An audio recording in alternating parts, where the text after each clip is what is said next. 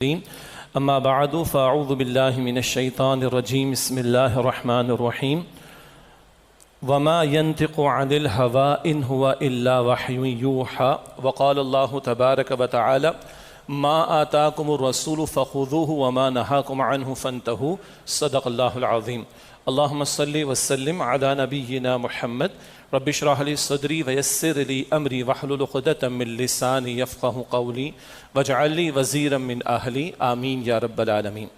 آج کی نشست میں نبی اکرم صلی اللہ علیہ وسلم کے چند ارشادات کا یاد دہانی کے طور پر مطالعہ کرنا مقصود ہے۔ ماہ ربیع الاول کی نسبت سے سیرت النبی صلی اللہ علیہ وسلم کے موضوع پر بھی کلام ہوتا ہے، البتہ کئی مرتبہ اس بات کی ضرورت کا احساس ہوتا ہے کہ جو عملی تقاضے ہیں ان کو نمایاں کرنے کی شدید ضرورت ہے۔ چنانچہ سیرت النبی علیہ السلام کے عنوان سے، سیرت کانفرنس کے عنوان سے، اگر ان گوشوں کو جہاں عمل کا میدان ہے، انفرادی سطح کی محنت ہے، اجتماعی سطح کی محنت ہے، ایمان کے تقاضے ہیں، عبادات کے معاملات ہوں، اخلاقیات اور معاملات کے حوالے سے رہنمائی ہو، پھر ہماری انفرادی ذمہ داریوں سے آگے بڑھ کر ہماری اجتماعی ذمہ داریاں، پھر دنیا سے آگے بڑھ کر آخرت کے معاملات، اگر ان عملی پہلوؤں کو اجاگر کیا جائے تو یہ عمل کے اعتبار سے بھی مفید ہے اور اجر کے اعتبار سے بھی مفید اور نجات کے اعتبار سے بھی لازم ہے۔ چنانچہ آج کے نشست میں چند احادیث مبارکہ جن میں سے بعض بہت معروف ہیں اور مقصود صرف یاد دہانی اور تذکیر ہے، براہ راست آغاز کرتے ہیں۔ پہلی حدیث مبارک ہم سب کو یاد ہے، انما الاعمال بالنیات، ہے تو طویل روایت، انما الاعمال بالنیات وانما لکل امرئ ما نوی، تمام اعمال یعنی نیکیوں کی قبولیت کا دار و مدار نیتوں پر ہے اور بندے کو وہی کچھ ملے گا جیسا اس نے عمل کیا۔ بخاری شریف، مسلم شریف اور احادیث کی تمام کتابوں میں یہ حدیث مبارک موجود ہے۔ اس کے آگے بھی الفاظ ہیں، تفصیل کا موقع نہیں، ہر حدیث کے ذیل میں ایک ایک دو مختصر باتیں یاد دہانی کے طور پر بیان کرنا مقصود ہیں۔ اخلاص کے ساتھ تھوڑا عمل بھی ہو تو اللہ کے ہاں مقبول ہے، ورنہ دکھاوے کا عمل شرک ہے اور ریاکاری، شو آف، دکھاوے کے ساتھ بڑی بڑی نیکیاں برباد ہو جائیں گی۔ ہم اپنا جائزہ لیتے رہیں کہ جو کچھ کر رہے ہیں خیر کے اعمال، اس میں یہ پیش نظر رہتا ہے کہ اللہ ہم سے راضی ہو جائے، اللہ مجھے آپ کو ہم سب کو اخلاص سے نیت عطا فرمائے۔ دوسری حدیث میں معروف ہے، عن سفیان بن عبد اللہ الثقفی رضی اللہ عنہ قال قلت یا رسول اللہ صلی اللہ علیہ وسلم، سفیان بن عبد اللہ رضی اللہ عنہ عرض کرتے کہ میں نے عرض کی رسول اکرم صلی اللہ علیہ وسلم سے، قل لی فی الاسلام قولا، اے اللہ کے پیغمبر علیہ السلام اسلام کے بارے میں کوئی ایسی بات فرما دیجئے، لا اسأل عنہ احدا بعدک، کہ میں آپ کے بعد پھر کسی سے نہ پوچھوں۔ یہ صحابہ بڑے پیارے لوگ تھے، ایسے سوال کرتے جس سے بڑی جامع بات اللہ کے رسول اکرم علیہ السلام کی زبان مبارک سے جاری ہوتی اور ہمارے لیے بڑی جامع یعنی کمپریہنسو رہنمائی سامنے آ جاتی۔ تو حضور اسلام کے بارے میں ایسی بات بتا دیں کہ بس آپ کے بعد میں کسی سے کچھ نہ پوچھوں۔ آپ نے فرمایا کہ قل آمنت باللہ فاستقم، مسلم شریف کی روایت ہے، کہو گے تم کہو کہ میں ایمان لایا اللہ پر، اس پر استقامت کا اظہار کرو۔ یہ ہمارے ہاں جو منتخب نصاب ہے اس میں پہلے حصے میں سورہ حامی میں سجدہ کا درس بھی ہے، وہاں یہ استقامت پر تفصیل سے کلام ہوتا ہے۔ استقامت باطن کی بھی ہے، ظاہر کی بھی ہے، انفرادی معاملات میں بھی، اجتماعی معاملات میں بھی ہے۔ تو حضور نے فرمایا اسلام کے بارے میں پوچھنا چاہتے ہو، جامع بیان کیا ہے؟ تم کہو کہ میں اللہ پر ایمان لایا اور اس پر ڈٹ جاؤ۔ اللہ کو ماننا ہی کافی نہیں، اللہ کی ماننا بھی ضروری ہے، یہ پوری زندگی بھر کا معاملہ ہے۔ سارے دین کی تعلیم کا حاصل اللہ کو مانو اور اس پر ڈٹ جاؤ۔ اب یہ ایمانیات ہیں، عبادات ہیں، اخلاقیات ہیں، معاملات ہیں، انفرادی ذمہ داریاں، اجتماعی ذمہ داریاں، سب اس میں داخل ہو جاتا ہے۔ تیسری روایت، اللہ کے رسول علیہ السلام فرماتے ہیں من احب للہ وابغض للہ واعطى للہ ومنع للہ فقد استکمل الایمان، یہ ابو داؤد شریف کی روایت، بارہا دروس میں اس کا ذکر آتا ہے، جس نے اللہ کی خاطر محبت کی، اللہ کی خاطر کسی سے دشمنی رکھی، اللہ ہی کی خاطر کسی کو کچھ دیا اور اللہ ہی کی خاطر کسی سے کچھ روکا، اس نے اپنے ایمان کی تکمیل کر لی۔ حاصل کیا ہے؟ اللہ ہی مقصود اول، مطلوب اول، محبوب اول بن جائے، جو ہے وہ اللہ کی نسبت سے، محبت بھی اللہ کی نسبت سے، دشمنی بھی کسی سے اللہ کی نسبت سے، کچھ کسی کو دے رہا ہے تو اللہ کی خاطر، کسی سے کچھ روک رہا ہے تو اللہ کی خاطر۔ توحید محض ایک ڈوگما یا عقیدے کا نام نہیں، یہ توحید محض علم الکلام کے مباحث کی تفصیلات بیان کرنے کا ہی فقط نام نہیں ہے، اس توحید کا اظہار بندے کی زندگی میں ہونا چاہیے اور اس کے عمل سے معلوم ہونا چاہیے کہ یہ اللہ والا ہے، محبت بھی اللہ کے لیے، نفرت بھی اللہ کے لیے، دیا کسی کو کچھ تو اللہ کی خاطر، روکا کسی سے کچھ تو اللہ کی خاطر، اس نے اپنے ایمان کی تکمیل کر لی۔ چوتھی حدیث بہت پیاری، احادیث تمام پیاری ہیں، لیکن یہاں ایمان کا ذائقہ چکھنے کے حوالے سے بڑی پیاری بات ہے۔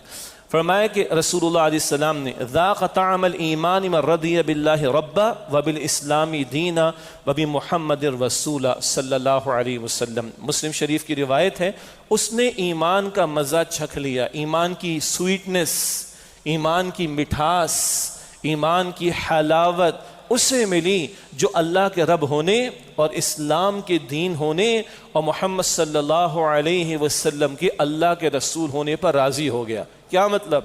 اب جو اللہ کا حکم اسی میں میں راضی رہوں، جو اللہ کا فیصلہ میں اس پر راضی رہوں، اسلام کا جو تقاضا میں اس پر راضی رہوں، محمد مصطفیٰ کا جو حکم میں اس پر راضی رہوں صلی اللہ علیہ وسلم، اسے ایمان کی حلاوت ملے گی۔ غزہ کے مسلمانوں کا ذکر کئی اعتبارات سے ہوتا رہے گا، آج ان کا طرز عمل اور اللہ کے فیصلوں پر راضی رہنا بتا رہا ہے کہ they have the sweetness of faith، انہوں نے ایمان کا مزہ چکھا ہے اور ان کی زبانوں پر اللہ کی رضا کے جملے بار بار ہماری سامنے آتے ہیں۔ تو کون ایمان کی مٹھاس چکھ لے گا؟ جو اللہ کے رب ہونے، اسلام کے دین ہونے اور محمد صلی اللہ علیہ وسلم کے اللہ کے رسول ہونے پر راضی ہو گیا۔ اللہ ہمیں بھی یہ کیفیت عطا فرمائے۔ اگلی حدیث بخاری شریف میں ہے، عبداللہ بن مسعود رضی اللہ تعالیٰ عنہ راوی کہتے ہیں کہ سألت رسول اللہ صلی اللہ علیہ وسلم قلت یا رسول اللہ، انہوں نے حضور علیہ السلام سے عرض کی کہ فرماتے ہیں حضرت ابن مسعود رضی اللہ عنہ میں نے عرض کیا یا رسول اللہ ای العمل افضل، سب سے افضل عمل کون سا ہے؟ یہ بھی بڑے پیارے سوالات صحابہ کرام سے، جس سے ہمیں خوبصورت اور اہم ترین اعمال کی وضاحت زبان رسالت سے ملی صلی اللہ علیہ وسلم۔ ای العمل افضل، اے اللہ کے رسول افضل عمل کیا ہے؟ قال الصلاۃ علی میقاتها، نماز کو اس کے وقت پر ادا کرنا۔ ہر چند گھنٹوں بعد ہمارے ایمان کا ٹیسٹ ہوتا ہے، اذان کی آواز آ گئی، بیٹھے رہے، لگے رہے، سوئے رہے، کیا اظہار ہو رہا ہے؟ ایمان ہے یہ؟ نہ، ایمان تو یہ ہے کہ تم کھڑے ہو جاؤ ساری مصروفیات کو چھوڑ کر۔ تو افضل عمل کیا ہے؟ نماز کو اس کے وقت پر ادا کرنا۔ قلت ثم ایّم، اے اللہ کے رسول اس کے بعد بھلا کیا ہے؟ ثم بر الوالدین، پھر والدین کے ساتھ حسن سلوک کرنا، حقوق اللہ بھی ہیں، حقوق العباد بھی ہیں۔ قلت ثم ایّن، قال الجہاد فی سبیل اللہ، میں نے عرض کی حضور اس کے بعد کون سا عمل؟ فرمایا کہ اللہ کے راہ میں جہاد کا معاملہ۔ پھر جہاد کی تفصیل ہے، جہاد جوہد سے کوشش کے معنی میں، اس کی انتہا قتال فی سبیل اللہ، وہ تفصیلات اپنے مقام پر ہیں۔ یہ بخاری شریف کی روایت۔ افضل عمل نماز کو اس کے وقت پر ادا کرنا، اللہ ہمیں توفیق عطا فرمائے۔ جی، ہر چند گھنٹوں بعد ایمان کا ٹیسٹ ہوتا ہے، ایمان ہوگا تو بندہ نماز کو کھڑا ہے۔ اسی لیے حضور نے ایک اور روایت میں فرمایا جس کو 5 وقتہ نماز کی طرف آتے ہوئے دیکھو اس کے ایمان کی گواہی دو۔ جس کا دوسرا مطلب کیا ہے؟ نماز نہیں تو ایمان کدھر ہے پھر؟ اللہ ہماری کوتاہیوں کو معاف فرمائے، تمام نمازوں کی حفاظت کی توفیق دے۔ پھر حضور نے فرمایا افضل عمل کیا ہے؟ والدین کے ساتھ اس سے سلوک۔ پھر افضل عمل کیا ہے؟ جہاد فی سبیل اللہ۔ والدین کا ذکر آگے بعد میں بھی آئے گا انشاءاللہ۔ چھٹی روایت بھی بہت مشہور، ابو ہریرہ رضی اللہ تعالی عنہ عن النبی صلی اللہ علیہ وسلم قال، اللہ کے نبی علیہ السلام سے روایت کر رہے ہیں ابو ہریرہ رضی اللہ عنہ، قال، آپ نے فرمایا آیت المنافقی ثلاث، منافق کی 3 علامات ہیں۔ اذا حدث کذب، جب بھی بات کرتا ہے جھوٹ بولتا ہے، واذا وعد اخلف، جب بھی وعدہ کرتا ہے اس کی خلاف ورزی کرتا ہے، واذا اؤتمن خان، اور جب اس کو امانت دی جاتی ہے، امانت رکھوائی جاتی ہے، وہ خیانت کرتا ہے۔ یہ بخاری شریف کی روایت ہے۔ مسلم شریف میں چوتھی بات بھی ہے، جب جھگڑا کرتا ہے گالی پر اتر آتا ہے۔ اور دوسری روایت میں پھر ذکر یہ ہے کہ جس میں ساری باتیں وہ پکا منافق ہے، اور جس میں جتنی اتنا منافق ہے۔ آج ہمارے لفظ منافق بڑا عام استعمال ہوتا ہے، کردار میں کیا بگاڑ ہوتا ہے منافق کے، وہ ان احادیث میں، فکر میں، سوچ میں، محنتوں میں کیا بگاڑ آتا ہے منافق کے ہاں، وہ قرآن پاک میں آتا ہے، تفصیل کا موقع نہیں۔ لیکن بات کرے تو جھوٹ بولے، وعدہ کرے تو توڑ دے، امانت رکھوائی جائے تو خیانت کرے، اور مسلم کی روایت جب جھگڑا ہو تو گالیوں پر اتر آئے۔ حضور فرماتے چاروں ہیں تو پکا منافق ہے، اور جتنی ہے وہ اتنا منافق ہے۔ بس ہم اپنا جائزہ لے لیں، ہم جھوٹوں میں شامل تو نہیں، ماں باپ بچوں کے ساتھ جھوٹ تو نہیں بولتے،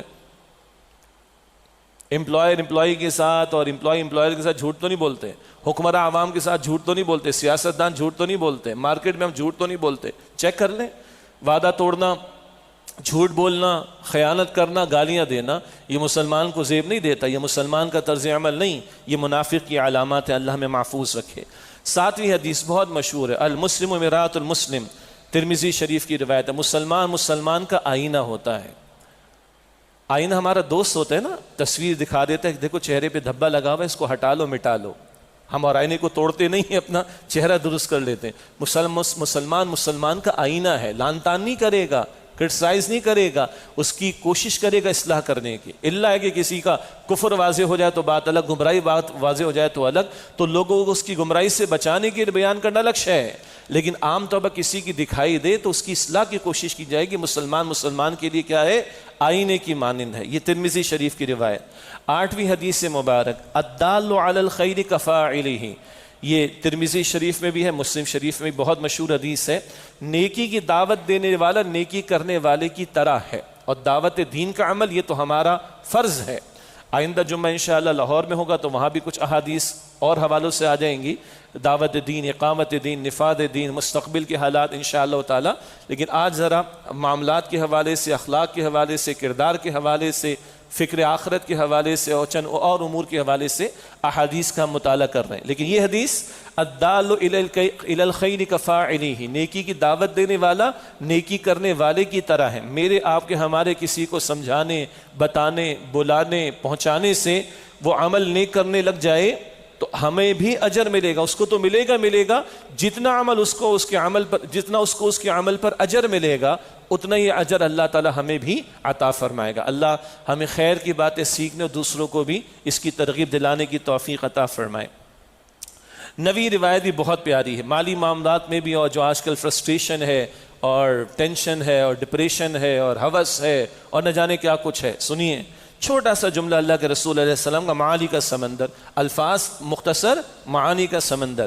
یہ 9ویں حدیث آج کے مطالعے کی، ما قل وکفا خیر مما کثر والہا.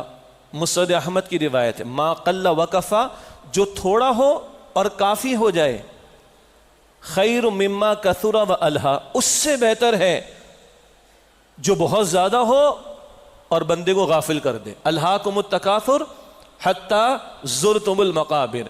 کم ہونے میں امتحان کم ہے، زیادہ ہونے میں امتحان زیادہ ہے. مل جانے پر امتحان زیادہ ہے، اور زیادہ ملنے پر بہک جانے کے، غافل ہو جانے کے امکان بھی زیادہ ہیں. اس سے حضور فرما رہے علیہ السلام، ما قل وکفا خیر مما کثر والہا، جو تھوڑا ہے اور کفایت کر جائے وہ اس سے بہتر ہے جو بہت ہو، کثرت سے ہو، مگر وہ بندے کو غافل کر دے. 2 پیسے جیب میں زیادہ آتے ہیں تبھی مستیاں سوجتی ہیں. پیٹ بھرا ہو تو مستیاں سوجتی ہیں، ورنہ بھوک میں سوکھی لکڑی بھی بقول شخص سے پاپڑ کا مزہ دیتی ہے. پیٹ بھرا ہو تو مستیاں سوجتی ہیں، ورنہ بھوک میں سوکھی لکڑی بھی پاپڑ کا مزہ دے دیا کرتی ہے. 10ویں حدیث مطالعے کی، الغنا غنا النفس، بہت ایک اور پیاری حدیث، یہ بخاری شریف کی ہے. اصل غنا تو دل کا غنا ہے. غنا کیا ہے؟ بندہ ٹینشن فری ہو جائے. تو مال کی کثرت، آسائشوں کی کثرت، ہٹو بچوں کی صدائیں، یہ اصل غنا نہیں. غنا دل کا غنا ہے. ہاں مال و دولت ہے مگر اللہ کا ذکر ہے، ایمان کی کیفیت ہے. تو سلیمان علیہ السلام کی بادشاہت بھی مبارک، سیدنا عثمان غنی رضی اللہ تعالیٰ عنہ کی دولت بھی مبارک، کوئی مسئلہ نہیں. لیکن مال، دولت، ہٹو بچوں کی صدائیں، ان چیزوں کی بنیاد پر بندہ ٹینشن فری نہیں ہوتا. اصل غنا دل کا غنا. اس دل میں اللہ کی یاد ہے، اس دل میں اللہ پر توکل ہے، اس دل میں اللہ کی رضا کی کیفیت ہے، اس دل میں اللہ کی عطا پر راضی رہنے کی کیفیت ہے. یہ اصل غنا ہے.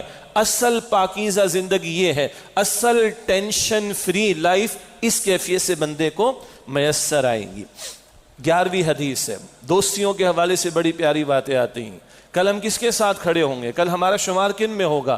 ایک طویل حدیث کا بڑا پیارا آخری جملہ ہے، اور یہ ہے بخاری شریف میں. حضور نے فرمایا، المرء مع من احب، آدمی اسی کے ساتھ ہوگا جس سے وہ محبت کرتا ہے. پس منظر ہے، صحابی حضور کے پاس تشریف لاتے ہیں، حضور قیامت کب آئے گی؟ آپ نے فرمایا تم نے تیاری کتنی کی؟ ہمارے بعض حضرات یہیں تک اس حدیث کو بیان کرتے ہیں. تم نے تیاری کتنی کی؟ عرض کی حضور تیاری تو زیادہ نہیں، ان کی عاجزی بھی ہو سکتی ہے، تیاری تو زیادہ نہیں ہے، مگر ہاں مجھے اللہ اور اللہ کے رسول سے محبت ہے۔ تب حضور نے فرمایا کہ المرء مع من احب، بندہ اسی کے ساتھ ہوگا جس سے اس کو محبت ہے۔ تو حضور کی محبت بھی ایمان کا تقاضا ہے، حضور کی محبت بھی ہمارے لیے اجر و ثواب کا باعث ہے۔ کل اللہ کے حضور جب پیش ہوں گے تو وہاں آسانی کا باعث بنے گی یہ بات۔ تو المرء مع من احب، بندہ اس کے ساتھ ہوگا جس سے وہ محبت کرتا ہے۔ سب سے بڑھ کر محبت تو اللہ سے ہو، اس کے رسول علیہ السلام سے ہو، اور اس نسبت سے اللہ کے بندوں کے ساتھ محبت ہو، کوئی حرج کی بات نہیں ہے، مگر نقطہ ٹاپ آف دا لسٹ اللہ کی محبت اور اس کے رسول علیہ السلام کی محبت۔ اللہ ہم سب کو عطا فرمائے۔ اگلی حدیث، حدیث نمبر 12 ہے، التائب من الذنب کمن لا ذنب له۔ ابن ماجہ میں روایت ہے، حضور فرماتے علیہ السلام التائب من الذنب کمن لا ذنب له، گناہ سے توبہ کرنے والا ایسا ہے گویا اس نے گناہ کیا ہی نہ ہو۔ ہم کبھی کبھی پریشان ہوتے، اتنا گناہ گار ہو گئے، اتنے رستے میں نے خراب کیے، اتنا ظلم کیا، اتنا یہ اتنا وہ۔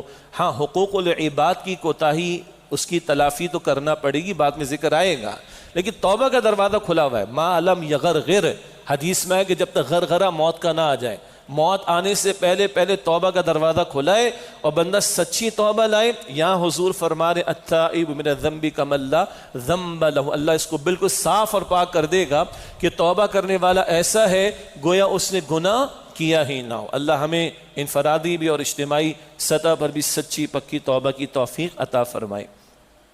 13ویں حدیث آج کے متعلق کی بہت مشہور ہے، مسلمانوں کے آپس کے باہمی تعلقات کو درست اور مضبوط کرنے کے تعلق سے آپس کے حقوق کو بیان حضور فرما رہے صلی اللہ علیہ وسلم۔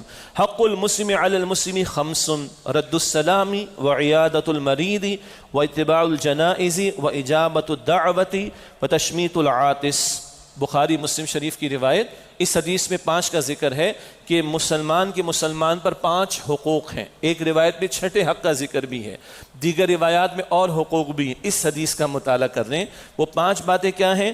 سلام کا جواب دینا، نمبر 2 مریض کی عیادت کرنا، نمبر 3 انتقال ہو جائے مسلمان بھائی کا اس کو جنازے پر شرکت کرنا، نمبر 4 وہ دعوت دے تو قبول کرنا، اور نمبر 5 چھینک آئے اور وہ الحمدللہ کہے تو اس کا جواب دینا یرحمک اللہ کہہ کر۔ تو سلام اور عیادت اور جنازے میں شرکت اور دعوت قبول کرنا اور چھینک آئے الحمدللہ کہے تو یرحمک اللہ کہہ کے جواب دینا، یہ وہ حقوق ہیں باہمی کے جن کے ادا کرنے سے آپس میں محبت بڑھتی ہے۔ اب تو ہم گڈ مارننگ، گڈ آفٹرنون اور عرب صبح بخیر، مساء بخیر اور بخیر آگلے پتہ نہیں کیا کچھ، اور سلام کہیں پس سے پوچھ چلا گیا، غلط بات ہے۔ یہ سورہ نور میں ہے، یہ سلام کے الفاظ اللہ کے عطا کردہ تحفے کے طور پر الفاظ ہیں، مبارکۃ طیبہ، برکت والا پاکیزہ تحفہ اللہ نے تمہیں عطا فرمایا۔ بہرحال یہ مسلمانوں کے آپس کے حقوق میں سے 5 کا تذکرہ۔ اگلی حدیث ہے حدیث نمبر 14، بچے کو یاد ہے مگر عمل کے میدان میں ہم کہاں کھڑے؟ لا يدخل الجنت قاطع، بخاری مسلم شریف کی روایت، قطع تعلقی کرنے والا جنت میں داخل نہیں ہوگا۔ وہ جی ناراضگی تو ہو جاتی ہے بھائی، انسان ہے، روبوٹ تھوڑی ہے، مشینیں تھوڑی ہیں، انسان ہے، سینٹیمنٹس ہیں، جذبات ہیں، احساسات ہیں، لیکن نہیں، میرے باپ کی توبہ جو میں نے اس سے بات کی، فخر سے کہتے 3 دن ہو گئے، 3 سال ہو گئے باپ کی شکل نہیں دیکھی، انا للہ، 5 سال ہو گئے بھائی کے گھر پہ نہیں گئے، انا للہ و انا الیہ راجعون۔ اور حضور کیا فرما رہے ہیں؟ یہ قطع تعلقی کرنے والا، رحمی رشتے، کنشپ، بلڈ ریلیشنز، یہ قطع تعلقی کرنے والا جنت میں داخل نہیں ہوگا۔ چیک کر لیں آج ہمارے گھرانوں کی صورتحال کیا ہے، مجھے کچھ کہنے کی ضرورت نہیں، ویسے بھی تفصیل کا موقع بھی کم ہے، لیکن ہم چیک کر لیں کہاں حضور کا یہ فرمان اور کہاں ہمارے گھروں کی اور خاندانوں کی کیفیت۔ استغفر اللہ۔ اگلی حدیث، حدیث نمبر 15، مشہور حدیث ہے یہ بھی، اذا لم تستحی فاصنع ما شئت، بخاری مسلم شریف کی روایت ہے، جب تم میں حیا نہ رہے تو جو چاہو سو کرو۔ باقی تفصیل ہے، حیا فطری جذبہ ہے جو بندے کو غلط کاموں سے روکتا ہے۔ حدیث میں سب سے بڑھ کر حیا بندے کو اللہ سے کرنی چاہیے، اس کے احکامات نہ توڑے۔ پھر بندوں کے معاملات میں بھی حیا ہے، پھر حیا کا وہ پہلو جس کے بارے میں شریعت نے ہمیں نکاح کا حکم دیا، سطر حجاب کے احکامات دیے، پردے کے احکامات دیے، یہ پوری تفصیل ہے۔ اصولی بات کیا ہے اور یہ روایت کیا ہے؟ حضور نے یہ فرمایا کہ پچھلی نبوت کے کلاموں میں جو ہدایت اللہ نے انبیاء کو، رسولوں کو عطا فرمائی، اس میں یہ بھی تمام پیغمبروں کی مشترکہ تعلیم ہے۔ اذا لم تستحی ما شئت، جب تستحی فاصنع ما شئت، جب تم میں حیا نہ رہے تو تم جو چاہو سو کرو۔ اس کا مطلب کیا ہے؟ جو کرو گے وہ کم ہوگا، جو تباہی آئے گی وہ کم، جو بربادی آئے گی وہ کم۔ اور یہ بار بار ہم نقطہ اٹھاتے رہتے، بے حیائی کا جو طوفان، زنا کی جو دعوتیں، ہم جنس پرستی کے لیے باتیں، اور کیا کیا فیشن شوز کے نام پر، کانسرٹس کے نام پر، یہ ڈی ایچ اے، یہ کراچی کے پوش علاقے اور اسلام آباد لاہور کے پوش علاقے، شراب کباب تو عام سی بات ہے۔ ڈانس کی پارٹی تو یہ مہذب لفظ ہو جائے گا، اس کے آگے کا کچھ ہوتا ہے سب کو پتا ہے۔ پھر جو بربادی آ رہی وہ ہمارے سامنے، روحانی صحت بھی برباد، جسمانی صحت بھی برباد، خاندانی نظام بھی برباد اور سکون بھی برباد۔ وہ تو ہونا اذا لم تستحی فاصنع ما شئت، یہ اللہ کے رسول فرما رہے، متنبی فرما رہے، جب تم میں حیا نہ رہے تم جو چاہو سو کرو۔ اگلی حدیث نمبر 16، ان من احبکم الی احسنکم اخلاقا، یہ بھی بخاری مسلم شریف کی روایت۔ ہم میں سے کون نہیں چاہتا کہ ہم حضور کے محبوب ہو جائیں صلی اللہ علیہ وسلم؟ ہم میں سے کون امتی نہیں چاہتا کہ میں حضور کا محبوب ہو جاؤں؟ تو حضور فرما رہے ہیں تم میں سے بے شک مجھے سب سے زیادہ محبوب کون ہے؟ جس کے اخلاق تم میں سے سب سے بہترین ہو۔ محض دعووں سے تھوڑی محبت ملے گی، محض نعروں سے تھوڑی محبت کا دعویٰ پورا ہوتا ہے، محض جشن منانے سے تھوڑی محبت کا دعویٰ پورا ہوتا ہے، محض ہلے گلے کر لینے کے نام پر۔ یعنی آج کیا ہو رہا ہے؟ جو کچھ ہونا ہمارے سامنے ہو رہا ہے بھی ہوگا یہ ماہ ربیع الاول میں۔ حضور کی محبت ایمان کا تقاضا، حضور کا ادب ایمان کا تقاضا، حضور کا ذکر خیر ایمان کا تقاضا، کوئی شک نہیں۔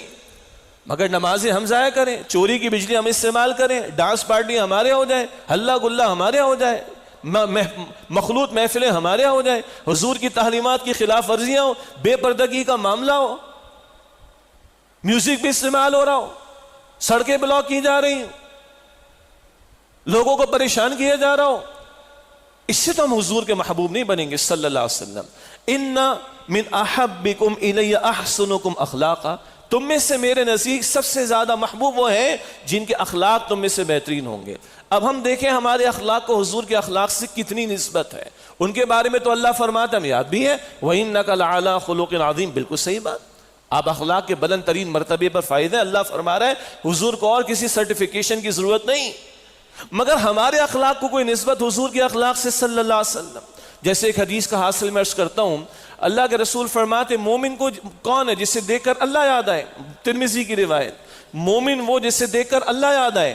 اس کے ذیل میں تشریح میں عرض کیا کرتا ہوں، امتی کون ہوگا؟ امتی کون ہوگا جسے دیکھ کر رسول اللہ یاد آ جائے صلی اللہ علیہ وسلم۔ آج ہماری شادی بھی ہے، آج ہماری میتیں دیکھ کر، آج ہمارا خوشی غمی کا معاملہ دیکھ کر، آج ہمارے کردار کو دیکھ کر، آج ہمارے کاروبار کو دیکھ کر، آج ہماری ڈیلنگ کو دیکھ کر، آج ہماری حرکتوں کو دیکھ کر، آج ہمارے کرتوتوں کو دیکھ کر لوگوں کو رسول اللہ یاد آتے صلی اللہ علیہ وسلم۔ چیک تو کریں بھائی، محض محبت کے دعوے تھوڑی کافی ہیں، عمل کا ثبوت بھی ضروری ہے۔ آگے اگلی حدیث بہت مشہور حدیث ہے، یہ بھی ہمارے دروس میں اکثر آتی، بخاری شریف مسلم شریف میں، الدنیا سجن المؤمن و جنت الکافر، دنیا مومن کا قید خانہ ہے، کافر کے لیے جنت ہے۔ مومن ادھر پابند، جنت میں آزاد ہوگا، جو چاہو گے ملے گا۔ کافر ادھر آزاد ہے، کل جہنم میں پابند ہوگا، بیڑیوں میں ہوگا، جل رہا ہوگا، مر رہا ہوگا، لیکن مرے گا نہیں، موت نہیں آئے گی۔ ثم لا يموت فيها ولا يحيى، نہ موت آئے گی نہ زندگی ملے گی اسے وہاں پر۔ اللہ ہم سب کو محفوظ رکھے۔ لیکن دنیا میں مومن کے لیے قید خان، دنیا مومن کے لیے قید خان ہے، وہ ادھر پابند تھوڑے عرصے کے لیے، جنت میں ہمیشہ کے لیے آزادی، جو چاہو سو کرو، جو چاہو گے ملے گا۔ کافر ادھر اس کو جنت مل گئی، جو چاہتا ہے کرتا ہے، تھوڑے عرصے کے لیے آزادیاں منا رہا ہے، وہ کل جہنم میں جلے گا، سیدھی سی بات۔ یہ بخاری شریف مسلم شریف کی روایت۔ اگلی روایت بھی بڑی اہم ہے ہمارے معاملات میں بھی، کاروبار میں بھی، اور خاص طور پر میڈیا میں۔ حدیث ہے مسلم شریف میں، آج کے متعلق اعتبار سے 18ویں حدیث، حضور نے فرمایا کفا بالمرء کذبا ان یحدث بکل ما سمع، بندے کے جھوٹا ہونے کے لیے اتنی بات کافی کہ ہر سنی سنائی بات کو بغیر تحقیق آگے وہ پھیلا دے۔ بندے کے جھوٹا ہونے کے لیے اتنی بات کافی ہے، وہ ہر سنی سنائی بات کو بغیر تحقیق آگے بڑھا دے. اہم باتیں خاص طور پر ان کی تحقیق کی ضرورت ہے، خاص طور جب کسی پر الزام تراشی کی جا رہی ہو، کسی پر الزام لگایا جا رہا ہو، کسی کو کٹہرے میں کھڑا کیا جا رہا ہو، کسی کی آبرو ریزی کی جا رہی ہو. جو آج بائیں ہاتھ کا کھیل ہے، جس کے منہ میں آیا اس نے بک بک کرنا شروع کر دی، یوٹیوبر کے نام پر، ویلاگ کے نام پر، اور بلاگر پتہ نہیں کس کس نام پر، جس کی چاہا جس پر چاہ کیچڑ اچھال دی. ثبوت ہے تمہارے پاس؟ پیش کر سکتے ہو عدالت میں؟ اس الزام کو تم ثابت کر سکتے ہو؟ نہیں جی ثبوت تو نہیں ہے. تو تم سے بڑا جھوٹا کون ہوگا؟ بغیر تحقیق تم باتیں آگے بڑھا رہے ہو. اور یہ کام آج مونیٹائزیشن کے نام پر ویورشپ، جناب 1 ملین ویورشپ ہمارے ہو گئے اس مسئلے پر. کس مسئلے پر؟ جھوٹے الزام پر. سبحان اللہ. جھوٹ سننے والے بھی ہیں جو ویورشپ بڑھاتے ہیں، جھوٹ بولنے والے بھی ہیں جو ویورشپ لیتے ہیں، مونیٹائزیشن کی کمائی کرتے ہیں. استغفر اللہ. اور افسوس سے کہنا پڑتا ہے دین کا کام کرنے والے، یہ دین کی نمائندگی کرنے والے، دین کا نام لے کر وہ جناب جس طرح اس وقت جھوٹے پروپیگنڈے کر رہے ہیں، کسے باشد کوئی بھی ہے. انا للہ و انا الیہ راجعون. کیا ان دینی لوگوں کو یہ حدیث رسول پتہ نہیں ہے صلی اللہ علیہ وسلم؟ کیا سورہ حجرات نہیں پڑھتے، اس کا مطالعہ نہیں کرتے؟ فتبینوا، تحقیق کیا کرو، بغیر تحقیق کے باتیں آگے نہ بڑھایا کرو. تو حضور فرمانے کہ بندے کے جھوٹا ہونے کے لیے اتنی ہی بات کافی ہے کہ وہ بغیر تحقیق سنی سنائی بات کو آگے بڑھا دے. اگلی حدیث مبارک، یہ حدیث نمبر 19 آج کے مطالعے میں بہت مشہور حدیث ہے، اور ہمارے آدھے مسئلوں کا حل اس حدیث میں ہے. کیا بھلا؟ بخاری شریف مسلم شریف میں، لا یؤمن عبد حتی یحب لأخیہ ما یحب لنفسہ. تم میں سے کوئی بندہ مومن نہیں ہو سکتا جب تک کہ اپنے بھائی کے لیے وہی بات پسند نہ کرے جو اپنے لیے پسند کرتا ہے. ساس اپنی بہو کو کیا سمجھتی ہے؟ کہ کچھ مرتبہ مشہور کچھ مرتبہ وہ نوکرانی سمجھتی. اپنی بیٹی بہو بن کر جائے تو وہ رہے رانی، اور دوسری کے لے کر آئے تو ہو جائے نوکرانی. یہ کیا بات ہوئی بھائی؟ دوسری کی بیٹی بھی بیٹی ہے نا. معیار ایک کر لو، جو اپنے لیے پسند وہ دوسرے کے لیے پسند. تمہاری بیٹی بھی رانی رہے گی، تمہاری بہو بھی رانی ہونی چاہیے. یہ گھر کے مسائل ہیں. آپس کے معاملات میں دیکھ لیں، اپنے لیے معیار کچھ اور ہے، دوسرے کے لیے معیار کچھ اور ہے. اگلی گاڑی کے اندر کوئی اسمارٹ فون دیکھ رہا ہے اور گاڑی چلاتے ہوئے تو اس کی سپیڈ سلو ہوتی ہے، بڑا برا لگتا ہے نا. تو کہیں میں بھی تو مین ٹریفک کے اندر اسمارٹ فون استعمال نہیں کر رہا ہوتا، تو اس وقت حدیث شریف یاد نہیں رہتی. ہاں، میرے گھر کے سامنے گاڑی کسی نے غلط پارک کر دی، بڑا غصہ آتا ہے، میرا راستہ بلاک ہو گیا، میں یہ حرکت خود کر رہا ہوں تو اس وقت یاد نہیں رہتا ہے نا. یہ تو 3 مثالیں. اوپر سے نیچے تک آ جائیں، تفصیل میں نہیں جا رہا. اوپر سے نیچے سے اوپر، عوام سے حکمرانوں تک چلے جائیں. اپنے لیے معیار کچھ اور ہے، دوسروں کے لیے معیار کچھ اور ہے. جرنیلوں کرنیلوں کے اگر کیریکیچرز بن جائیں، خاکے بن جائیں، تو سافٹ ویئر اپڈیٹ ہو جائیں گے، پتہ ہے نا آپ کو. اور امام الانبیاء کی شان میں گستاخی ہو، صحابہ کرام کی شان میں گستاخی ہو، اہل بیت کی شان میں گستاخی ہو، مقدسات کی توہین کی جائے، کچھ بھی نہیں ہو رہا. بچانے کے لیے لوگ کھڑے ہوئے ان ظالموں کو. بس جو میں نے کہہ رہا تھا وہ کہہ دیا ہے. لا یؤمن احدکم حتی یحب لاخیہ ما یحب لنفسہ. تم میں سے کوئی مومن نہیں ہو سکتا جب تک کہ اپنے بھائی کے لیے وہی بات پسند نہ کرے جو اپنے لیے پسند کرتا ہے. آدھے مسئلے ہمارے اس میں حل ہوتے ہیں. آدھے مسئلہ کیا ہے؟ میرا معیار میرے لیے کچھ ہے اور آپ کے بارے میں کچھ اور ہے. یہی جھگڑا پیدا ہوتا ہے. کیا کمال کی خوبصورت احادیث ہیں حضور کی صلی اللہ علیہ وسلم. حدیث نمبر 20 آج کے مطالعے میں، انا خاتم النبیین لا نبی بعدی. بخاری شریف مسلم شریف میں خاتم النبیین ہوں اور میرے بعد کوئی نبی نہیں. قرآن کریم میں تقریباً 100 آیات سے ختم نبوت کا عقیدہ ثابت ہوتا ہے، پھر سینکڑوں احادیث اور پوری امت کا اجماع. البتہ یہ ایک عقیدے کا پہلو ہے. حضور فرما رہے میرے بعد کوئی نبی نہیں. عمل کا پہلو کیا ہے؟ اب یہ امت ہے جو ذمہ دار ہے حضور کے مشن کو آگے بڑھانے میں. عقیدے کا تحفظ بھی ضروری، اور حضور کے بحاف پر صلی اللہ علیہ وسلم اس قرآن اور اس اللہ کے پیغمبر علیہ السلام کی تعلیم کو انسانیت کے سامنے پریزنٹ کرنا اور اللہ کے لائحہ دین کو پھیلانا اور نافذ کرنا، یہ ختم نبوت کا عملی تقاضا ہے جو میری اور آپ کی ذمہ داری بنتی ہے. اگلی حدیث آپس کے حقوق اور معاملات کے حوالے سے، حدیث نمبر 21 ہے، بخاری شریف کی روایت ہے. حضور نے فرمایا علیہ السلام، لا تقاطعوا ولا تدابروا ولا تباغضوا ولا تحاسدوا وكونوا عباد اللہ اخوانا. کتنے پیارے الفاظ ہیں. اور آج ہم کہاں کھڑے ہیں؟ حضور فرماتے ہیں آپس میں قطع تعلق نہ کرو، رشتے نہ کاٹو، ایک دوسرے کی درپے نہ ہو جاؤ، دشمنیاں نہ کرو، آپس میں بغض نہ رکھو ایک دوسرے سے، آپس میں ایک دوسرے سے حسد نہ رکھو. بھائیوں کے درمیان ہو جاتا ہے، گھر والوں کے درمیان ہو جاتا ہے، دوستوں کے درمیان ہو جاتا ہے، پڑوسیوں کے درمیان۔ حسد تو مار دینے والی شے، نیکیوں کو برباد کر دینے والی شے۔ فرمائے کہ آپس میں بغض نہ رکھو اور حسد نہ رکھو، اور اللہ کے بندو سب بھائی بھائی بن کر رہو۔ وہ جو ہم بار بار عرض کرتے ہیں سورہ حجرات کی آیت نمبر 10، انما المؤمنون اخوہ، تمام کے تمام اہل ایمان آپس میں بھائی بھائی ہیں، آپس میں اللہ کے بندو بھائی بھائی بن جاؤ۔ یہ اللہ کے پیغمبر علیہ السلام کے ارشادات کا مطالعہ کریں۔ اگلی حدیث حدیث نمبر 22 ہے، مسلم شریف کی روایت ہے، بہت پیاری حدیث یہ بھی۔ آپ نے فرمایا کہ من نفس عن مؤمن کربۃ من کرب الدنیا نفس اللہ عنہ کربۃ من کرب یوم القیامہ، من کرب یوم القیامہ۔ جو اللہ کے رسول فرمائے جو کسی مسلمان کو آج دنیا کی کسی مصیبت سے چھڑائے گا، اللہ اس کو قیامت کی مصیبتوں سے چھڑا دے گا۔ تم ادھر کرو، اللہ ادھر تمہارے ساتھ کرے، تم بندوں کے ساتھ کرو، اللہ تمہارے ساتھ کرے گا۔ اگلے الفاظ، وَمَن يَسَّرَ عَلَى مُعْسِرٍ يَسَّرَ اللَّهُ عَلَيْهِ فِي الدُّنْيَا وَالْآخِرَةِ، جو کسی مشکل زدہ، مفلس، پریشان پر آسانی کا معاملہ کرے گا، اللہ اس شخص کے لیے دنیا اور آخرت میں آسانی فرمائے گا۔ مشکل زدہ ہے، پریشان ہے، تم اس کے لیے آسانی کا معاملہ کرو، اللہ تمہارے لیے دنیا اور آخرت میں آسانی کا معاملہ فرمائے گا۔ فرمایا من ستر مسلما سترہ اللہ فی الدنیا والآخرہ، اور جو مسلمان کی پردہ پوشی کرے، آج تو چن چن کر پیش کرتے نا، اور جو نہیں ہوتا وہ بھی الزام تراشی کرتے، بہتان نہ، جو مسلمان کی پردہ پوشی کرے گا، اللہ اس بندے کی دنیا اور آخرت میں پردہ پوشی فرمائے گا۔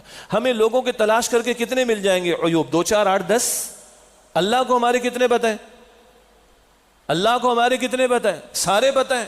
اللہ کھولنے پر آگے تو کیا حشر ہوگا ہمارا۔ اللہ ہم سب کو ذلت اور رسوائی سے معاف رکھے۔ اللہ کی صفت بڑی پیاری ہے، الستار، پوشیدہ رکھنے والا۔ اللہ پردے میں رکھ کر ہی ہمیں معاف کر دے۔ اس نے 2 4 بھی کھول کے چلا دی، میری اور آپ کی فلم تو کہاں کے رہیں گے؟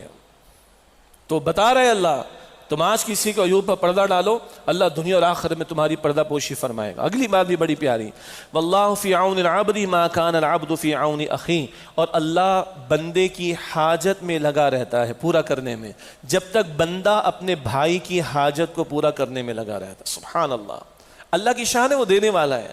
تم دو، بانٹو، دوسروں پر خرچ کرو، دوسروں کے کام آؤ، اللہ تمہاری حاجات پوری کرے گا۔ اللہ بندے کی حاجت کو پورا کرنے میں لگا رہتا ہے تب تک جب تک بندہ اپنے بھائی کی حاجت کو پورا کرنے میں لگا رہتا ہے۔ یہ مسلم شریف کی روایت ہے۔ 23ویں حدیث جمعے سے متعلق بھی اور عموم سے متعلق بھی ہے، اور وہ ہے درود شریف کا بیان۔ حضور نے فرمایا علیہ السلام، مسلم شریف کی روایت ہے، من صلی علی واحدۃ صلی اللہ علیہ عشرہ، جو مجھ پر 1 مرتبہ صلاۃ یعنی درود بھیجتا ہے، اللہ 10 مرتبہ اس پر رحمت نازل فرماتا۔ اندازہ تو کریں آپ، 1 مرتبہ جو حضور پر درود بھیجے یعنی اللہ کی رحمت حضور پر نازل ہو، اس کو ہم درود کا ترجمہ کہتے ہیں، یا درود کہتے ہوئے ترجمہ اس کا یہ کرتے ہیں ہم۔ تو اللہ کے رسول پر 1 مرتبہ صلاۃ یعنی درود بھیجو تو اللہ 10 مرتبہ تم پر رحمت فرمائے گا۔ دعا کے شروع اور آخر میں حضور نے صلاۃ یعنی درود شریف کی تلقین کی ہے، اور بڑا پیارا نکتہ ہے، دعا کے شروع میں بھی رحمت کا نزول ہو جائے، دعا کے آخر میں بھی رحمت کا نزول ہو جائے درود شریف کی برکت سے، تو دعا بھی انشاءاللہ تعالی اللہ کی رحمت سے قبول ہوگی۔ تو اللہ ہمیں توفیق دے، اور جمعے کے دن کثرت سے ہے، جمعے کے دن کثرت سے حضور نے فرمایا کہ مجھ پر درود بھیجا کرو، تمہارا درود مجھ پر پیش کیا جاتا ہے۔ اور یہ عموم کے اعتبار سے حضور نے ہمیں راتوں میں بھی یاد رکھا، دن میں بھی یاد رکھا، اور قیامت کے دن جب ماں باپ اولاد کو نہیں پوچھیں گے، دیگر انبیاء اور رسل اپنی امتوں کو نہیں پوچھیں گے، اللہ کے پیغمبر حالت سجدہ میں اپنی امت کے لیے دعائیں کر رہے ہوں گے۔ اندازہ تو کریں وہ کتنے بڑے ہمارے محسن، اللہ کے بعد سب سے بڑے محسن حضور ہیں ہمارے لیے صلی اللہ علیہ وسلم۔ تو کثرت سے جمعے کے دن، جمعے کی شب میں بھی اور عموم کے اعتبار سے بھی حضور فرمانے علیہ السلام، من صلی علیہ واحدۃ صلی اللہ علیہ عشرہ، جس سے مجھ پر 1 مرتبہ صلاۃ یعنی درود بھیجا، اللہ 10 مرتبہ اس پر رحمت نازل فرمائے گا۔ اگلی حدیث حدیث نمبر 24 ہے، مشہور حدیث ہے، ہمارے بیانات میں بھی آتی ہے۔ تمیم داری رضی اللہ تعالیٰ عنہ اس کے راوی عرض کرتے ہیں، ان نبی صلی اللہ علیہ وسلم کے نبی علیہ السلام نے فرمایا، الدین النصیحہ، دین تو وفاداری اور خیر خواہی کا نام ہے۔ قلنا لمن، اے اللہ کے رسول کس کے ساتھ؟ یہ نصیحت کا معاملہ، وفاداری کا معاملہ، خیرخواہی کا معاملہ. تو دین کی وضاحت 5 باتوں میں حضور نے فرمائی صلی اللہ علیہ وسلم. للہ ولی کتابہ ولی رسولہ ولی ائمۃ المسلمین وعامتہم. اللہ کے ساتھ وفاداری، اللہ کی کتاب قرآن پاک کے ساتھ وفاداری، اللہ کے رسول علیہ السلام کے ساتھ وفاداری، مسلمانوں کے ائمہ کے ساتھ وفاداری. اصل حکمراں ہیں، خیر کا کام کرے، تائید کرے، شر کی بات کریں، تاکید کریں، ان کو سمجھانے کی کوشش کریں، اصلاح کی کوشش کریں. اور عام مسلمانوں کے ساتھ خیر خواہی کا معاملہ. یہ دین کو بڑے پیارے انداز میں، بڑے جامع انداز میں حضور نے بیان فرمایا. البتہ آج ان احادیث کا ہم کوئی تفصیلی مطالعہ نہیں کر رہے، یاد دہانی کے طور پر اور چند باتوں کو سمجھنے کے لیے ترجمے اور مختصر وضاحت پر اکتفا کر رہے ہیں. یہ دین کی وضاحت خود حضور کی اپنی زبان مبارک سے ہمارے سامنے آئی ہے. اب چند احادیث ہیں جو ہمارے معاشرتی معاملات سے متعلق. اگلی حدیث 25 نمبر ہے اس کا. عن ابی ہریرہ رضی اللہ عنہ عن النبی صلی اللہ علیہ وسلم. ابو ہریرہ رضی اللہ عنہ حضور علیہ السلام سے روایت کرتے ہیں، قال آپ نے فرمایا رغم انف ثم رغب انف ثم رغم انف. اللہ کے رسول نے فرمایا کہ وہ شخص جو ہے وہ ہلاک و برباد ہو جائے، ذلیل ہو جائے، خوار ہو جائے. 3 مرتبہ فرمائے، 3 مرتبہ وہ حضور فرما رہے ذلیل ہو جائے، خوار ہو جائے، رسوا ہو جائے. سخت بات ہے. قیل من ہے، حضور کس کے بارے میں فرما رہے؟ قال آپ نے فرمایا من ادرک ابویہ عند الکبر احدہما او کلیہما فلم يدخل الجنہ. مسلم شریف کی روایت، پچھلی روایت بھی مسلم شریف کی تھی. کون ہے جو ذلیل ہو جائے، خوار ہو جائے، رسوا ہو جائے؟ حضور فرما رہے صلی اللہ علیہ وسلم، فرمایا کہ وہ جس نے اپنے ماں باپ دونوں یہ ایک کو بڑھاپے میں پایا اور جنت نہ حاصل کی اس نے، یعنی ان کی خدمت کر کے جنت حاصل نہ. یہ ہمارے دین کا ورژن ہے ماں باپ کے بارے میں. مدرس ڈے، فادرس ڈے، لعنت اس تہذیب پر جو ماں کے لیے ایک دن سرکل کروا دے کیلنڈر کے اندر. لعنت اس تہذیب پر. For us every day should be a Mother's Day and for us every day should be a Father's Day. اگر حیات ہے تو ان کی خدمت کرو، چلے گئے تو دعا کرو، صدقہ جاریہ بنو. ذلیل، خوار، رسوا ہو جائے وہ ماں باپ دونوں ایک بڑھاپے کو ملے، اسے بڑھاپے میں ملے اور وہ ان کی خدمت کر کے جنت نہ کما سکے. یہ اللہ کے رسول فرمانے علیہ السلام. رحمی رشتوں کے بارے میں اگلی حدیث، حدیث نمبر 26. حضور نے فرمایا صلی اللہ علیہ وسلم قال اللہ تبارک و تعالی، اللہ تعالیٰ یہ فرماتا ہے، اس کو حدیث سے قدسی کہا جاتا ہے. کیا فرماتا ہے اللہ تعالیٰ؟ انا اللہ، میں اللہ ہوں، وانا رحمان، میں رحمان ہوں، خلقت الرحمہ، میں نے اس رحم یعنی رحمی رشتے، کنشپ کہتے ہیں نا، بلڈ ریلیشنز، رحمی رشتے. اللہ فرماتے میں نے اس کو تخلیق کیا، اس رشتے کو. وَشَقَقْتُ لَهَا مِنْ اسمی، اور اپنے نام سے اس کو نکالا ہے، یعنی میرے نام سے یہ موسوم ہے. رحمی رشتہ کہتے ہیں رحمان کے لفظ سے بنا ہے. فمن وصلها وصلته ومن قطع بتته. جس نے اس رحمی رشتے کو جوڑا میں بھی اسے جوڑوں گا، میری رحمت ملے گی. جس نے اسے توڑا، اس رشتے کو کاٹا، میں اپنی رحمت سے اس کو توڑ دوں گا، اس کو یعنی اپنی رحمت سے دور کر دوں گا. اور بھائی یہ رحمی رشتوں کی اہمیت ہے ہمارے دین میں. اللہ ہمیں عمل کی توفیق عطا فرمائے. 27ویں حدیث ہے بیویوں کے لیے رہنمائی. پس منظر ہے کہ بھائی وہ پادریوں کو سجدہ کرتے ہیں، فلاں کو سجدے کرتے ہیں، فلاں کو سجدے کرتے ہیں. اس تسلسل میں یہ جملہ حضور نے فرمایا، مسند احمد کی روایت، فرمایا فَإِنِّي لَوْ كُنْتُ آمِرًا أَحَدًا أَن يَسْجُدَ لِغَيْرِ اللَّهِ لَأَمَرْتُ الْمَرْأَةَ أَن تَسْجُدَ لِزَوْجِهَا. اللہ اکبر. حضور نے فرمایا کہ اگر میں کسی کو اللہ کے سوا کسی اور کے لیے سجدہ کرنے کے لیے کہتا تو بیوی کو حکم دیتا کہ وہ اپنے شوہر کو سجدہ کرے. اجازت نہیں اللہ کے سوا سجدہ کرنے کی. اگر دیتا تو بیوی کو، یعنی بیوی کو اپنے شوہر کی اس قدر فرما برداری کرنی. آج تو فیمنزم کا نعرہ، سیکولرزم کا نعرہ، لبرلزم کا نعرہ اور فریڈم کے نعرے، اس کے نتیجے میں عورت کو برباد کرنے کی بات ہے. لیکن اللہ کے رسول نے ایک اور حدیث سے فرمایا جس بیوی سے اس کا شوہر راضی، فرما بردار، خدمت گزار ہے، اللہ اس بیوی کو اس اختیار دے گا کہ وہ جنت کے جس دروازے سے چاہے داخل ہو جائے. اللہ اکبر. تفصیل ہے. گھروں کو اللہ تعالیٰ مضبوط کرنا چاہتا ہے، اس قدر فرما برداری. ہاں شوہر کا حکم شریعت کے خلاف ہوگا تو وہاں بیوی کی بات نہیں ماننی. کسی کا بھی حکم اللہ کے حکم سے ٹکرائے گا تو اس کی بات نہیں مانی جائے گی. ادروائز اتنا حضور فرما رہے کہ بیوی کو شوہر کی تابعداری کرنی چاہیے کہ اگر کسی کو اللہ کے سوا سجدہ کرنے کی اجازت ہوتی تو میں بیوی کو حکم دیتا کہ وہ اللہ اپنے شوہر کو سجدہ کرے. یہ اہمیت ہے بیوی کی ذمہ داریوں کے اعتبار سے جو حضور نے بیان فرمائی. اگلی حدیث نمبر 18 آج کے مطالعے میں یہ حضرت عائشہ صدیقہ رضی اللہ تعالی عنہ سے روایت. قال رسول اللہ صلی اللہ علیہ وسلم خیرکم خیرکم لأہلہ وانا خیرکم لأہلی. حضور نے فرمایا تم میں سے بہترین وہ ہے جو اپنے اہل یعنی گھر والوں کے لیے بہترین ہو اور میں تم میں سب سے بڑھ کر اپنے گھر والوں کے لیے بہترین ہوں. یہ شوہروں کے لیے ہے. اہل میں اولاً بیویاں آتی, ماں باپ کا درجہ اوپر ہے, کلیئر ہے. اہل میں بیویاں آتی, ماں باپ کا درجہ اوپر ہے بہرحال, لیکن تم میں سے بہترین وہ اپنے اہل اپنے گھر والوں کے لیے بہترین ہو اور میں تم میں سب سے بڑھ کر اپنے گھر والوں کے لیے بہترین ہوں. آج ہمارا حسن اخلاق دوستوں میں باہر رہ جاتا ہے, دینی جماعت کے لوگوں اجتماعات میں رہ جاتا ہے, مسجد میں رہ جاتا ہے, کارپوریٹ سیکٹر میں مسکراہٹے پیچھے پیسہ ہوتا ہے بھائی اور کچھ نہیں ہوتا عام طور پر. ہاں, بیٹھا کر مسکراہٹے دینے کے پیچھے پیسے دیے جاتے ہیں کہ نہیں دیے جاتے؟ ماڈلز کو اور سیکرٹریز کو اور کس کو. سارا اخلاق یعنی آرٹیفیشل ہو یا اوریجنل ہو گھر کے باہر رہ جاتا ہے.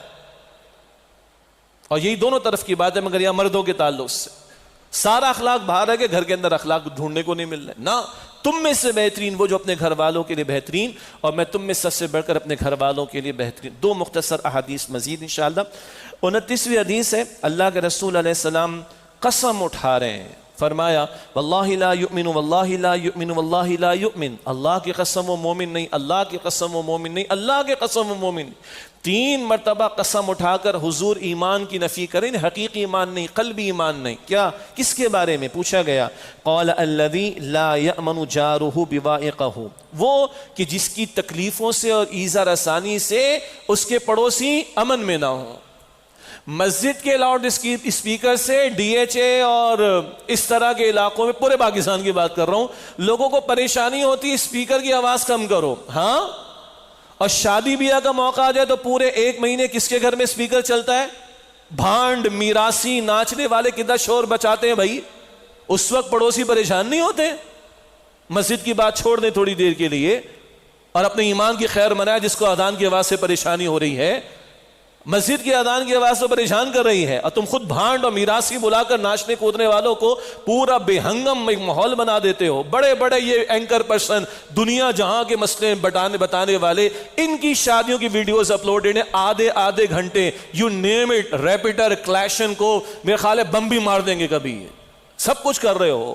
پیغمبر کی حدیث سن لو بھائی صلی اللہ علیہ وسلم. ایمان نہیں ہو اس کا جس کی حرکتوں سے تکلیفوں سے اس کے پڑوسی محفوظ نہ ہو. چیک کر لیں کدھر کھڑا ہے ہمارا ایمان. آخری حدیث آج کے مطالعے کے اعتبار سے, یہ حدیث نمبر 30 آج کے مطالعے میں. اللہ کے رسول علیہ السلام کی مشہور حدیث, یہ بچوں کو بھی یاد ہے, وہ 40 حدیثیں بچے یاد کرتے ہیں نا, ان میں ہی شامل ہے. کیا فرمایا کہ لیس منا من لم یرحم صغیرنا ویعرف شرف کبیرنا. یہ جامع ترمذی کی روایت ہے. حضور فرما رہے السلام وہ ہم میں سے نہیں ہے.